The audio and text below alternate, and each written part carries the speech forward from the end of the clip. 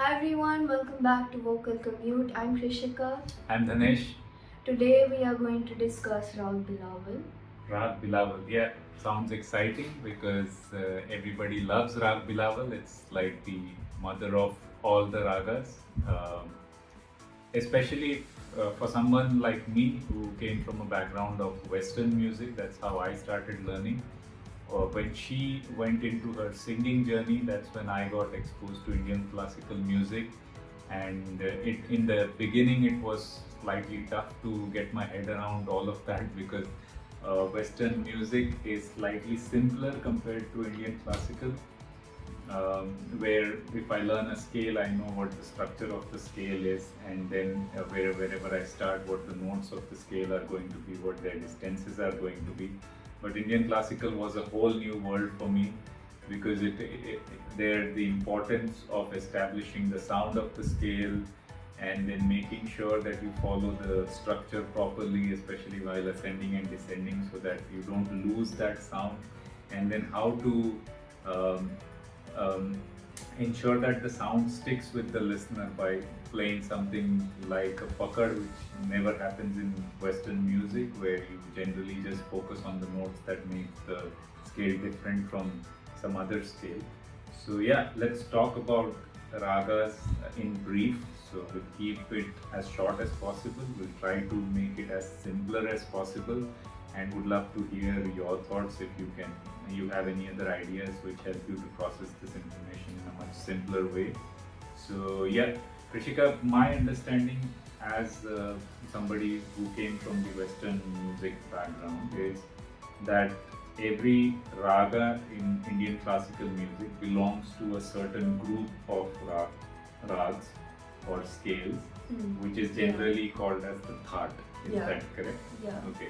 So Thaat is like the parent scale, and then you have a lot of different children underneath that, and all those scales will probably have the same set of notes, just some variations of how the notes are laid out within the scale.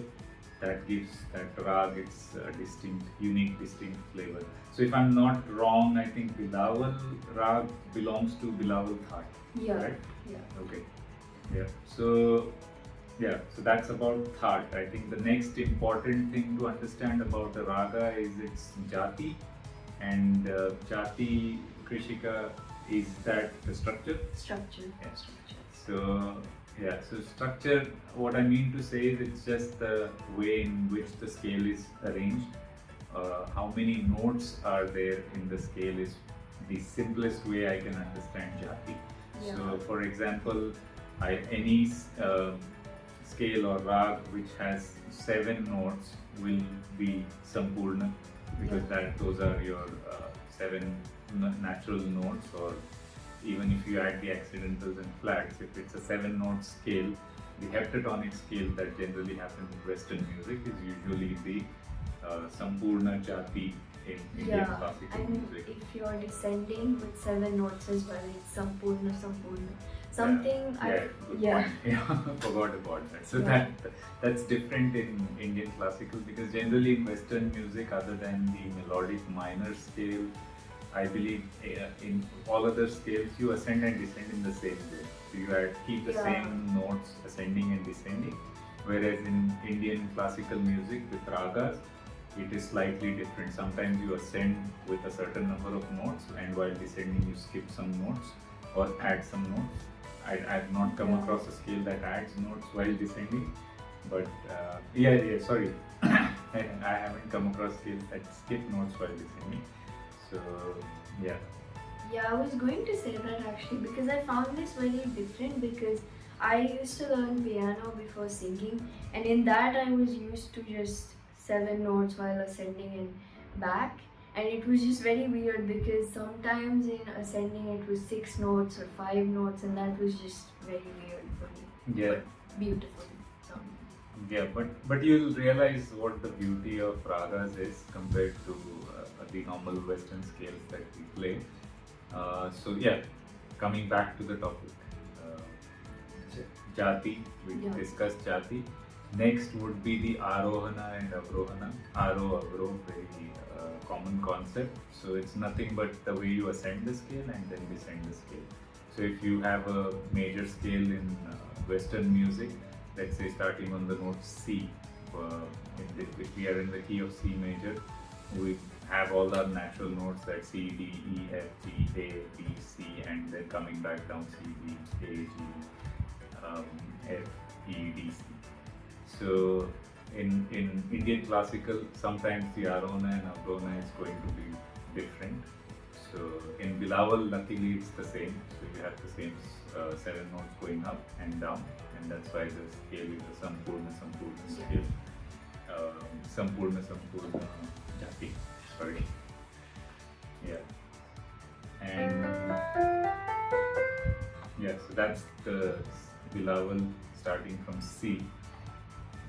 Krishika, what else? Yeah, I think there are 2 more important things for every scale. 3 actually. One is the Vadi, Samvadi, and the Pakad. So Vadi is nothing but the most important note of the scale. Samvadi is the next most important note of the scale. So to put it in layman's terms, it is the note which you will emphasize on when you are playing that scale, when you are improvising in that scale, because Indian classical music is mostly improvised. It has a structure, but when it comes to singing or playing it on an instrument like sitar or something, it's all improvised melody. So in order to make that raga come out properly, to enhance, not enhance, to establish the sound of the rag, you focus on these notes. So Vadi, most important note, Samvadi would be the next most important note. What else? Pakad. Yeah, Pakad You is. need to mention what it is. Yeah, Vadi so and for Samvadi. Bilawal Raag, the Vadi is the Ga. and the Samvadi is Sa. So, Sa? Ga. Ga, sorry. So she keeps correcting me about these things because, there's only so much you can remember. Yeah. So, the and Ga for Bilawal. So, for example, Bilawal goes Sa re ga ma pa ra ni sa. So, Sa ni da pa ma ga re sa. And the and Ga are the important notes when you improvise. Pakad is something that establishes the sound of the rag in anybody's ears. Okay, so the moment you play the pakad, after that, whenever you play notes from the scale, everybody knows that okay, this is going together. Even though you're not trained in music and you may not recognize that this is a certain rag, your ears will gravitate towards whether the notes are correct or not.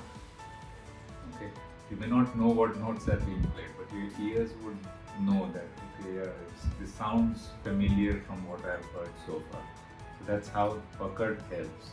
Okay, so yeah, Krishika, let's play the scale first. Let's do Aroha, Avro, and then we will go through the Vadi, Samvadi, and the Pakad for this scale. Okay? Are you doing it in I do it in G. G? Yeah. Okay. Are you going to sing? No, you can play.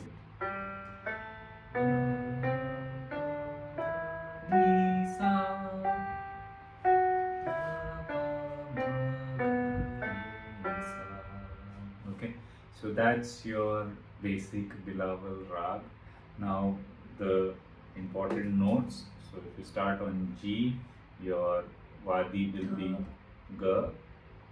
Vadi is the, sorry, I forgot again. So that will be your 6th note of the scale or the Raag, and your Samvadi would be Ga.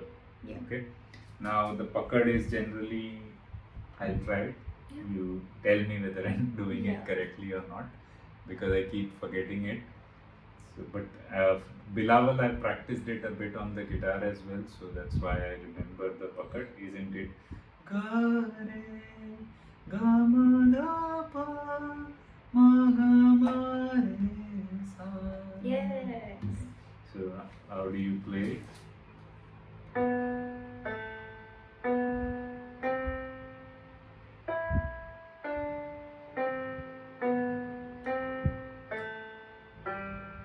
I think there are a couple of more pakads that I had worked with.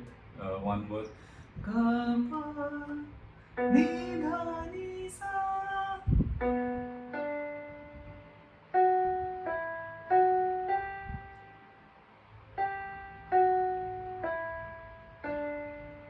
Ga ma re sa. Yeah. So ga ga pa ni dha ni sa sa ni dha pa ga ma re sa.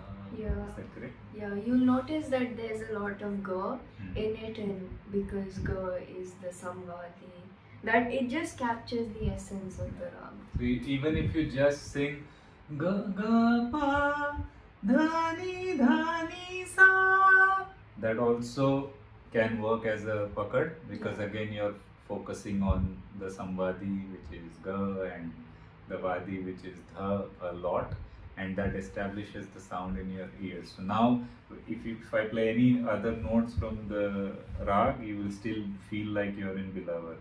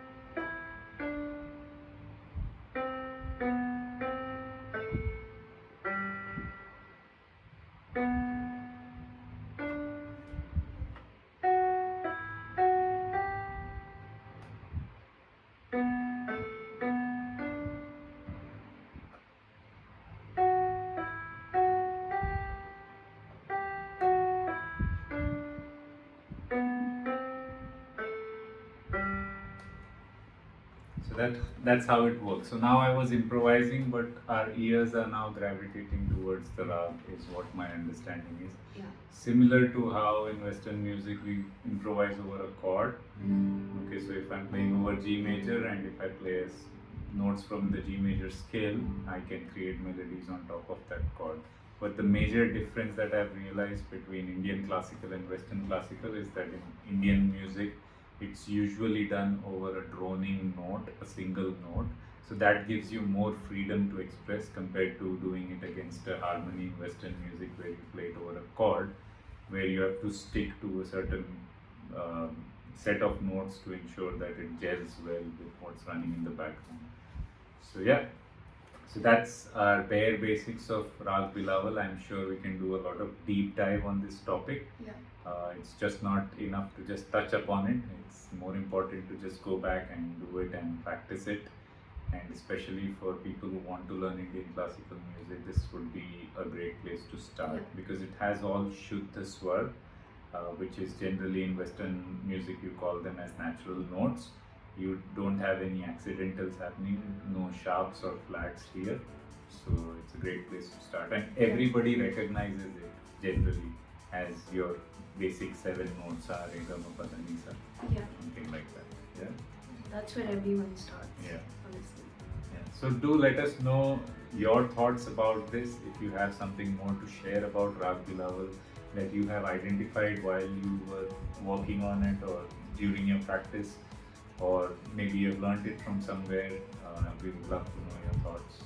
And yeah, stay with us while we cover more of exercises in Raag Bilawal, which you will see in upcoming videos, which you can do along with us if you're just getting started with singing. That would really help you develop your voice. So yeah, looking forward to sharing those with you. Same. So subscribe to the channel and stay with us. We'll see you in the next video.